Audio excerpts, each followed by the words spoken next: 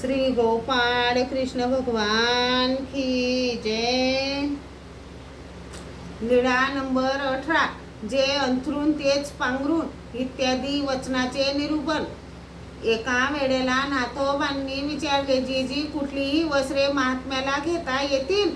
सर्वज्ञांनी मान्य केले। यावर नाथोबा म्हणाले, जीजी आजपासून असेच करू।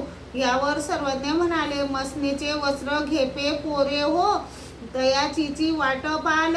जे कोणी एक मरो का तरी कोणा एका ते हात चारी सुडा मागीजे।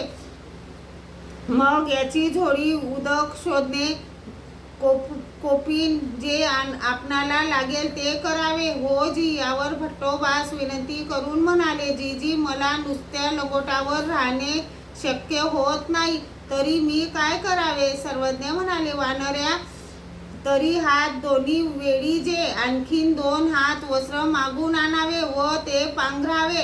भट्टोबासांनी विचारले, जीजी तर अंथरूण कशाचे करावे?